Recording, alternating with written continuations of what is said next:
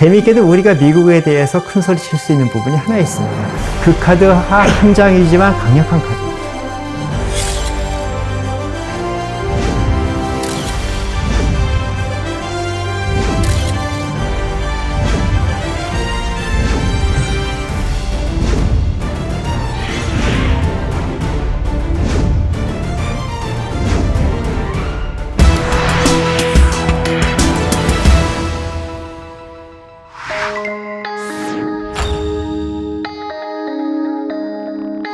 이번에 중요하게 새롭게 등장할 내용들은 일단 두 가지일 것 같습니다. 하나는 기존 회담의 연장선상일 수 있겠는데, 한미일 간의 안보 협의를 강화해서 일종의 안보 협의체 수준의 그러한 구체적인 플랫폼을 만드는 것이 하나이고요. 두 번째는 미국과 중국 간의 국제사회에서의 패권 경쟁에서 한국과 일본이 미국의 입장을 지지하는 일종의 대중국 견제 플랫폼을 만드는 것입니다. 이 두 가지가 이번 캠프 데이비드 한미일 정상회담의 주요 의제로 오를 것으로 예상이 되고요. 어떤 결과가 나올지는 이제 회의가 끝날 때까지 지켜봐야 되겠습니다만, 어느 정도 미국의 입장이 반영된 그러한 합의가 도출되지 않을까라고 조심스럽게 예측을 해봅니다.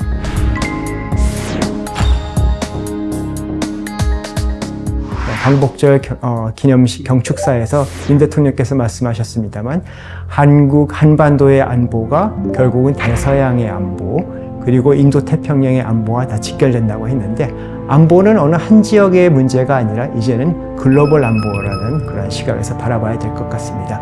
거기에 우리가 작은 기여를 한다면 그것은 전 세계 평화와 안전에 우리가 큰 기여를 하는 것으로 궁극적으로 나타날 수 있겠죠.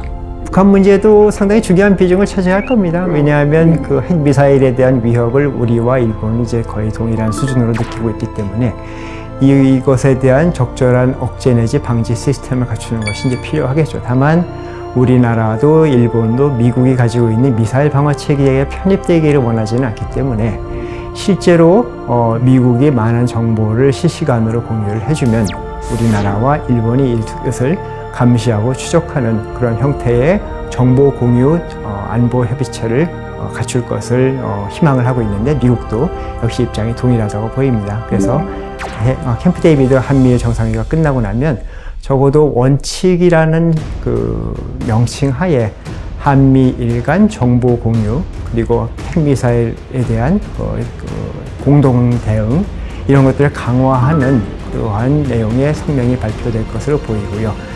일부 언론의 예측에서는 이런 것들이 오히려 좀 더 구체화되어서 안보 협의체 수준의 그러한 논의까지 진전이 되지 않을까라고 예측을 하고 있습니다. 만약에 그렇게 된다면 인도태평양 지역에서 쿼드라고 불리는 미국, 일본, 호주, 인도 간의 안보 협의체 외에 별도의 안보 협의체의 성격의 소다자 협의체가 생기는 것이어서 이것은 주목할 만한 점이라고 봐야 되겠죠.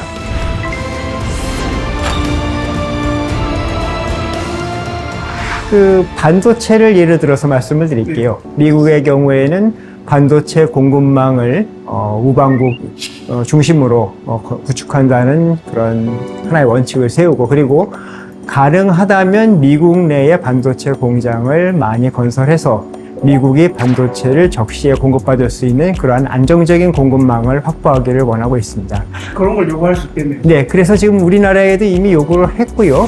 대신 요구를 하는 것과 맞물려서 미국의 반도체 공장 투자를 하는 기업에 있어서는 막대한 규모의 세제 지원을 하기로 되어 있습니다.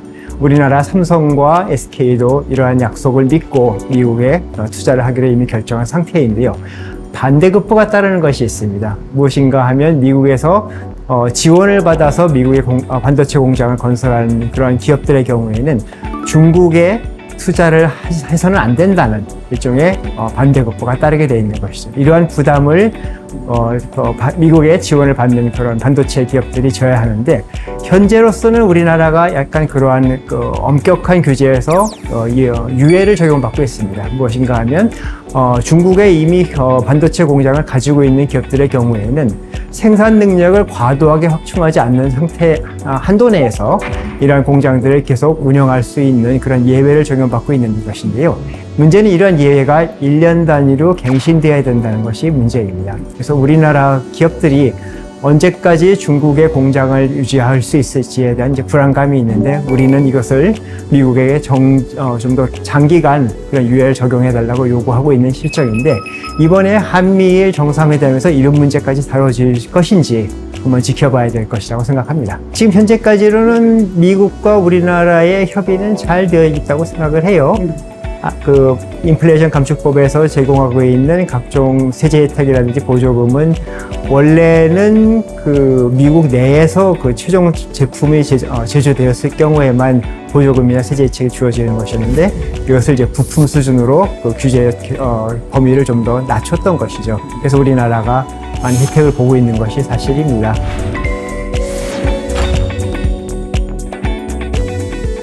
미국의 그 행정명령이 한 가지 있습니다.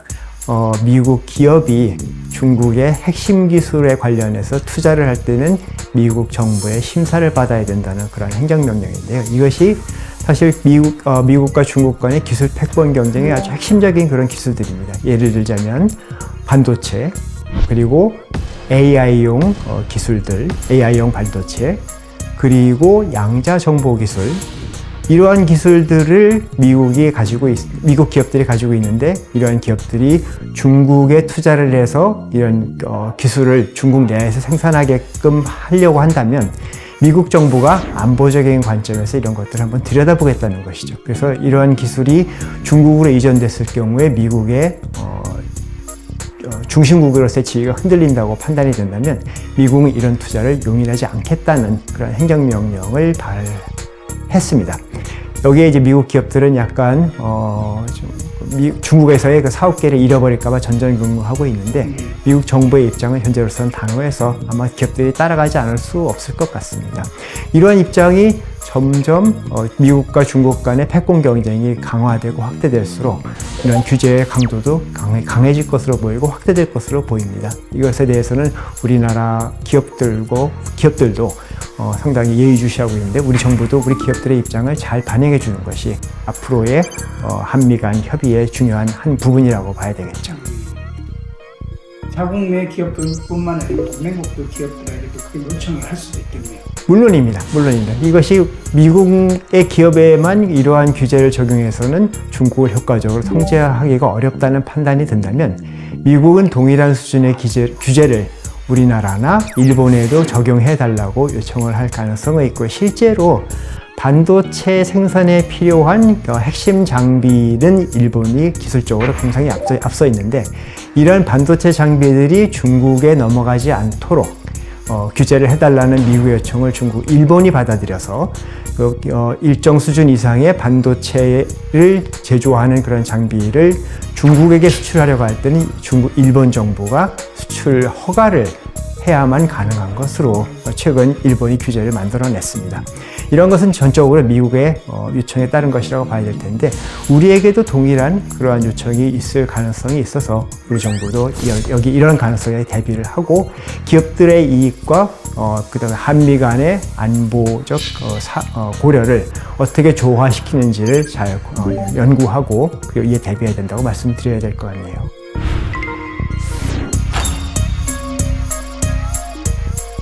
재미있게도 우리가 미국에 대해서 큰 소리 칠 수 있는 부분이 하나 있습니다. 미국이 기술적으로 앞서 있는 나라임은 분명하지만, 제조 역량 관련해서는 자국의 공급망을 독자적으로 구축하기가 어려운 실정이라고 봐야 되겠죠. 주로 다른 국가로부터 그런 물건들을 사서 사용하다는 그런 입장이었는데, 이번에 우크라이나 러시아 무력 충돌에서 보여줬듯이 포탄을 생산하는 역량이 미국 자체 내에서도 이제 달리니까 결국은 이제 우리나라의 그 포탄 우회 수출을 타진했던 것이고, 우리가 실제로 거기에 응했던 것이죠. 미국의 포탄을 폴란드를 거쳐 우크라이나로 보내고, 우리는 미국이 부족한 포탄 재고량을 우리가 채워주는 형태로요. 이러한 제조 역량은 미국이 갖추고 있지 못한 우리만의 독특한 강점이라고 봐야 될 것 같습니다. 2차 전지의 공장을 미국에 지어달라고 미국이 요구하는 것도 그만큼 자체적인 제조 역량이 없기 때문인데, 우리나라는 2차 전지, 반도체 이런 부분에서 강력한 제조 시설들을 갖추고 있기 때문에 이런 것들은 우리가 미국에 대해서 활용할 수 있는 하나의 카드라고 봐야 되겠죠. 이런 우리가 적기에 미국이 필요한 만큼의 물량을 공급해 줄 수 있는 제조 역량을 갖추고 있으니 우리의 고려 사항도 미국이 참작을 해달라고 적극적으로 요구할 수 있는 여지가 있고요. 이러한 카드를 잘 활용한다면 한국과 미국 간 그리고 또 일본도 포함해서 서로 간에 다 윈윈할 수 있는 그러한 최적의 그런 그 조합이 만들어질 수 있을 거라고 생각합니다. 이것은 안보, 경제, 그리고 기술, 조금 더 나아가서는 이제 기후변화에 대응 같은 그러한 비전통 안보 위협에 대한 대응까지도 포괄하는 그러한 윈윈 맞춤 전략이 한미일 간에 만들어질 수 있다는 것이 제 생각입니다.